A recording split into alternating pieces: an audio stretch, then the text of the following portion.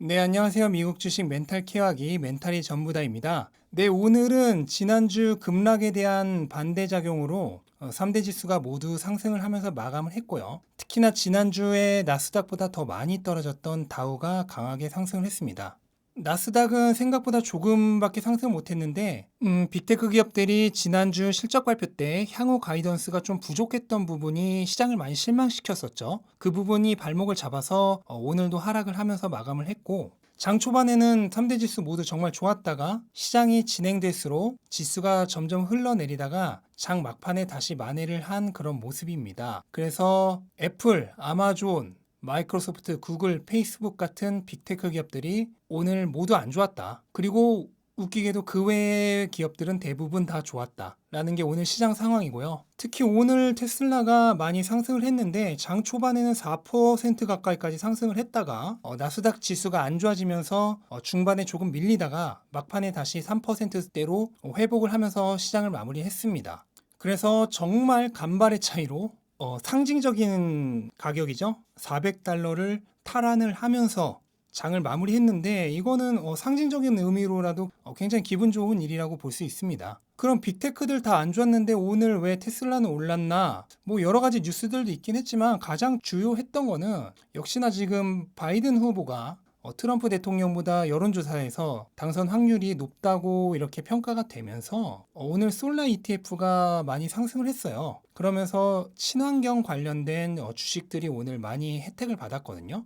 테슬라도 마찬가지로 그거에 대한 기대 심리로 오늘 좀 오른 것이 아닌가 그렇게 지금 생각을 하고 있습니다. 그러니까 시장은 테슬라도 친환경주의이기 때문에 결국 바이든 후보가 되는 게 더 유리하다고 지금 평가를 하고 있는 것 같아요. 뭐 저는 꼭 어느 후보가 되는 게 뭐 더 유리한지 불리한지 모르겠고 특히 장기적으로 봤을 땐 별로 상관이 없다고 생각을 하는데 시장은 분명히 테슬라는 바이든이 되는 게 더 유리할 것이다. 라는 신호를 줬다는 점 단기적으로는 좀 체크를 하시면 좋을 것 같고요. 제가 후반부에 거기에 관련된 또 이슈가 있었어요.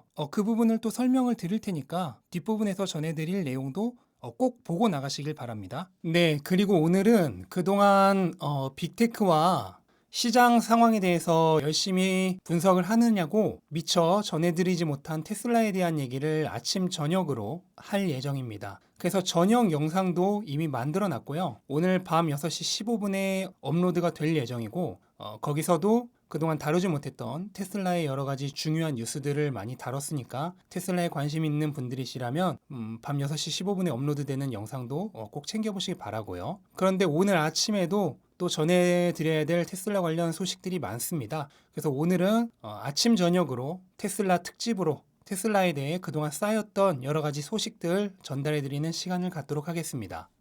우선 샹하이에서 테슬라의 모델 3에 대한 수요가 더 강력해지고 있으며 매장이 거의 인산인해를 이루고 있다는 소식입니다.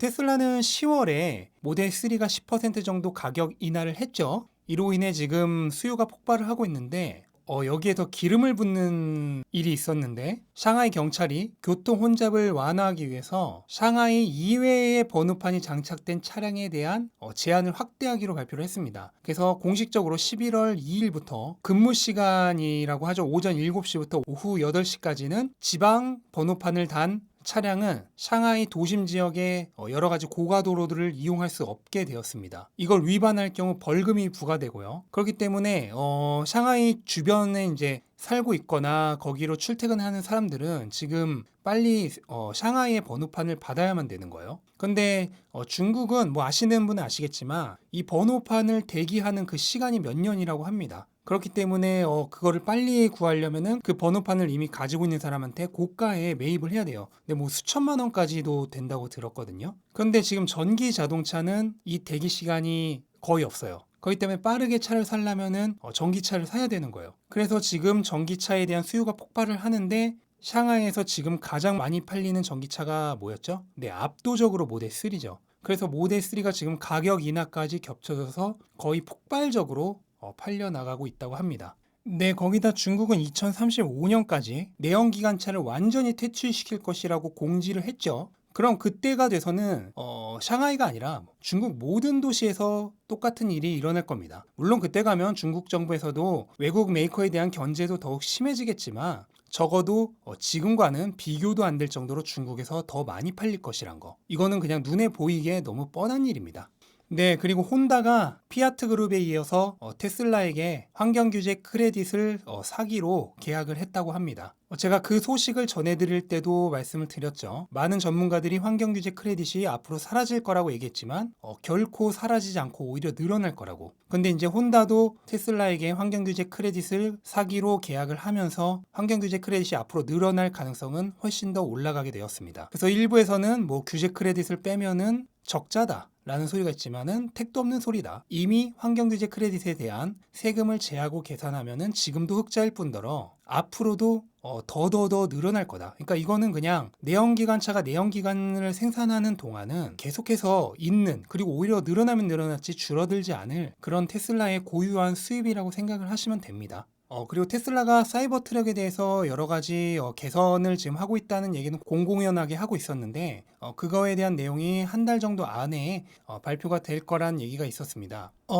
실제로 이제 3분기 실적 발표 때 일론 머스크가 사이버 트럭에 관련돼서 몇 가지 힌트를 줬는데 모든 게 순조롭게 잘 되면은 내년 말까지는 사이버 트럭의 배송을 일부 시작할 수 있을 것이다. 그러니까 2021년 말이 되면 소량이지만 배송을 시작할 수 있을 것이다 라고 얘기를 했고 2022년부터 본격적으로 배송이 될 것이다 라고 얘기를 했습니다. 이거는 지금 사이버 트럭에 탑재될 게 거의 확실시되고 있는 테슬라의 새로운 배터리죠. 4680 배터리의 개발 생산 일정과 거의 일치합니다. 테슬라가 2022년까지 자사, 그 다음에 외부 다른 협력업체 모두 포함해서 4680 배터리를 약 200기가와트씩 만들 예정인데 이거는 사이버 트럭으로 환산하면은 한 200만 대 이상, 200에서 250만 대 정도를 만들 수 있는 그 정도의 양입니다. 물론 뭐 모델 Y라든지 다른 차량에도 탑재가 될 예정이지만 그래서 이 픽업 트럭 시장이 어느 정도로 크냐면은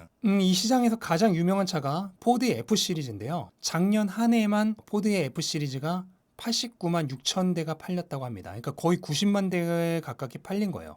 근데 테슬라가 올해 1년 동안 전 세계에서 모든 차종 판매의 목표가 50만 대죠. 그런데 포드 F는 1년 동안 그 한 차종만으로 90만 대가 팔린 거예요. 그러니까 대체 어느 정도로 큰 시장인지 감이 오시죠? 1년 동안 이 픽업 트럭의 2019년도 총 판매 대수는 300만 대가 넘고요. 평균 가격은 5만 1,700달러라고 합니다. 이거는 연간으로는 1,600억 달러 시장이 되는 거예요.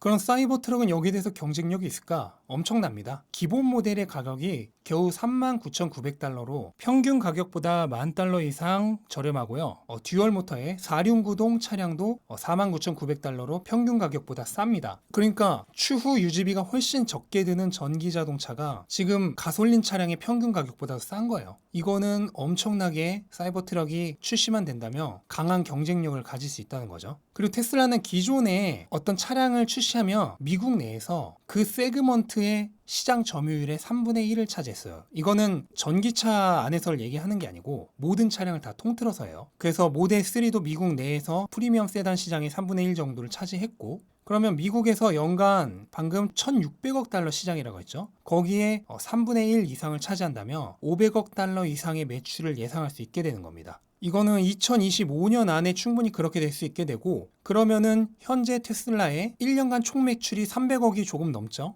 그런데 사이버 트럭이라는 한 제품만으로 매출이 500억 이상이 가능한 거예요. 이게 얼마나 대단한 건지 감이 오시나요?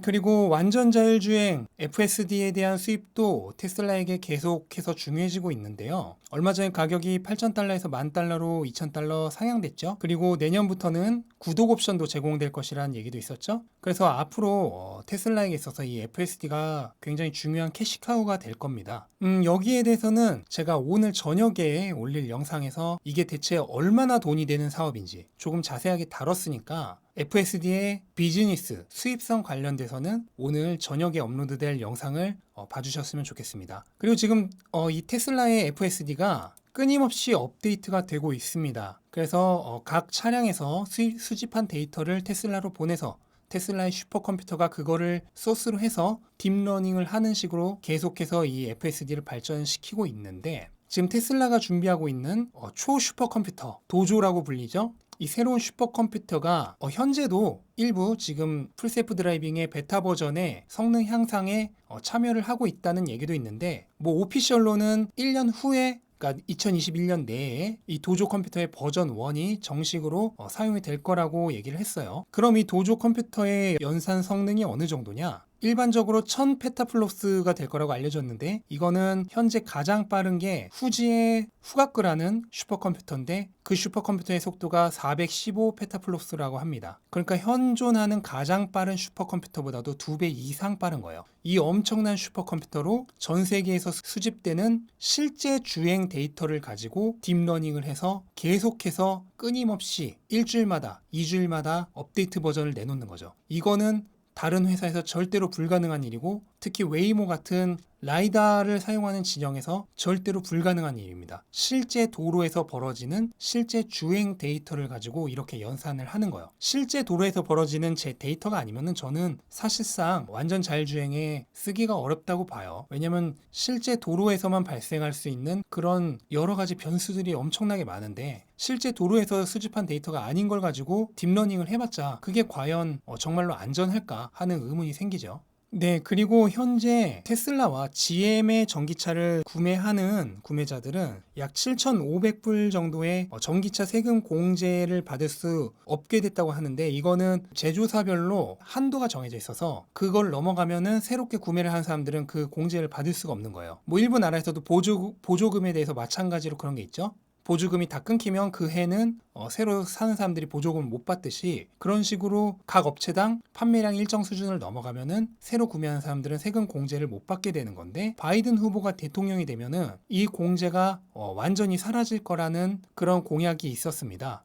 그래서 연수입 25만 달러, 뭐 우리 돈으로 거의 3억 가까이 되는 돈이죠. 그 정도 이하의 수입을 가진 가정에는 그 회사의 그 세금 공제 캡에 도달하더라도 그거랑 상관없이 풀로 세금 공제를 받을 수 있게 된다. 그 외에도 바이든 후보가 당선이 되면은 친환경 관련돼서 여러 가지 각종 규제 철폐나 그 다음에 지원책을 준비하고 있죠. 공용 충전소를 훨씬 더 확대한다든지 그런 것들이 있기 때문에 바이든 후보가 대통령이 되면 분명히 전기차 그리고 친환경으로만 보면은 여러 가지 메리트가 있을 거라고 생각을 합니다. 단 이제 법인세 인상 관련된 이슈가 있긴 하지만, 또 친환경 업체에는 법인세를 인하해주는 그런 정책도 있을 수 있다는 얘기가 있기 때문에 글쎄요, 테슬라는 단순히 두 후보 중 누가 좋냐고 따진다면 바이든 쪽이 아무래도 장기적으로 테슬라에게 조금 더 유리하기는 할 것 같지만, 뭐 그런 정치적인 부분은 사실 예측이 불가능한 부분이기 때문에 투표 결과에 따른 그런 변화는 너무 미리부터 신경 쓰지 않는 게 나을 것 같습니다.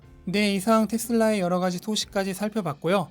오전에 다 전하지 못한 중요한 소식들 오늘 저녁 6시 15분에 업로드되는 영상에서 더 많이 풍성하게 다룰 예정이니까 그동안 테슬라 소식에 목마르셨던 분들은 저녁에 업로드되는 영상도 꼭 봐주셨으면 좋겠고요. 긴 영상 시청해주셔서 감사드립니다. 영상이 도움이 되셨다면 구독과 좋아요 부탁드리고 이만 마치겠습니다. 감사합니다.